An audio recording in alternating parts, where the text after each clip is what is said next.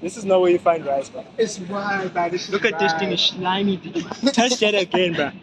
Touch that way you touched it. I was here with it. Then you move your head.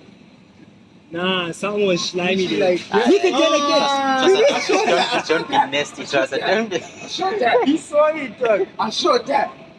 Another one, dog. Bro, the whole batch is contaminated.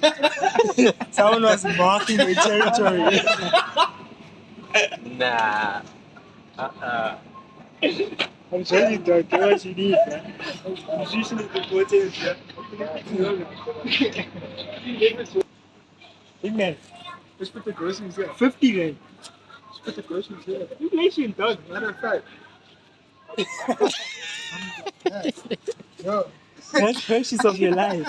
Yeah, Look. No, Papi Kel, funny. Papi Kel. I want the teddy bear. Trust. Buy me a teddy. Buy me a teddy bear. I'm gonna buy you this one, boy. I want this one. How much is that? 300. Cheap. Let's take this one.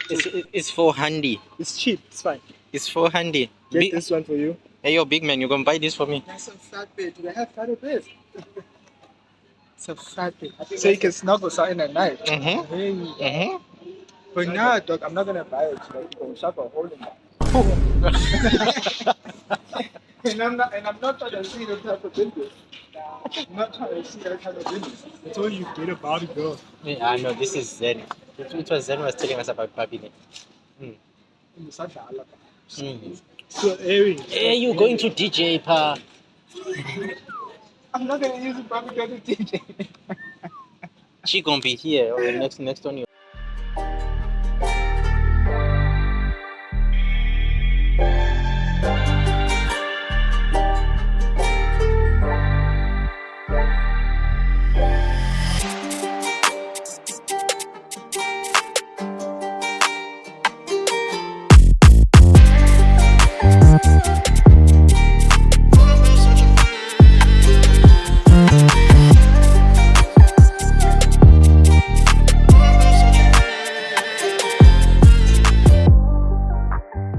Anything for your sabers? Let's get to 500 subs. You know what it do. Anything for the content, bruh? Anything you want to say? You should have sold Tesla. Damn. Damn.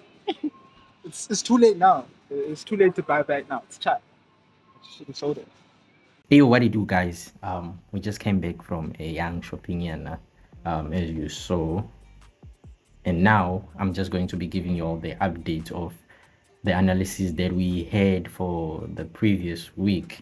Don't mind me looking like a cabbage. PE, it's very cold. It's very cold. So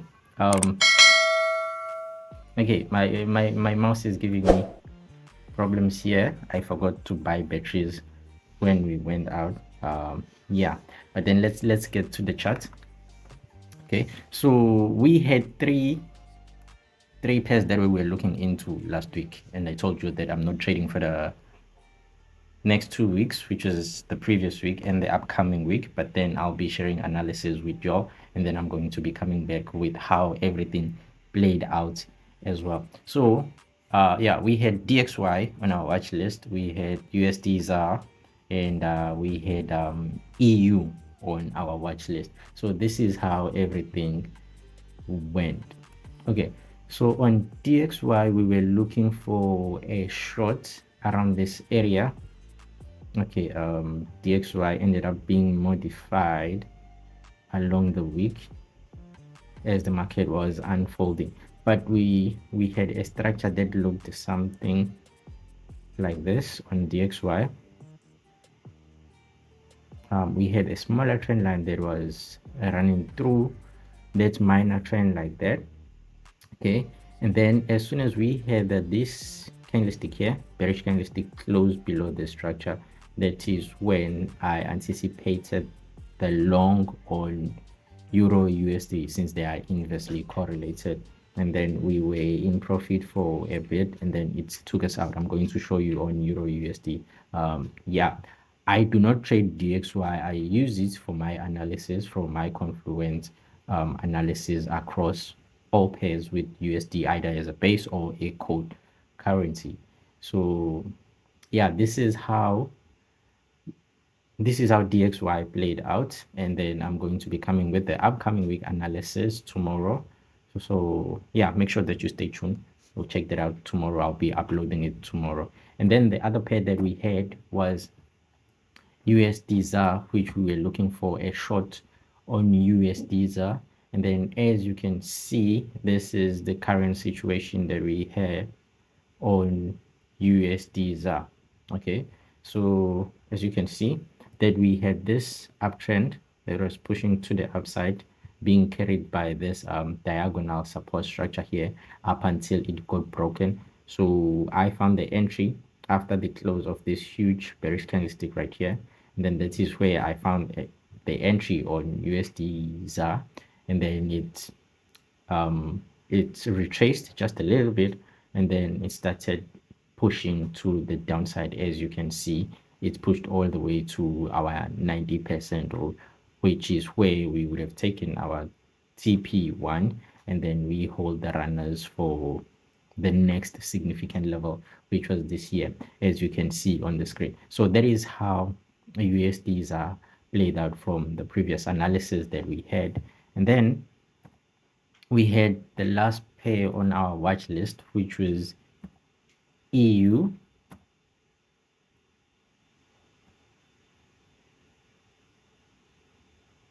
Okay, and then this is what transpired on EU. Okay, you can see that also here we were on a significant structure, being our support structure. As you can see, this carried this market drastically to the upside previously, and then we had this market pushing back to this significant area right here as well, and then we had this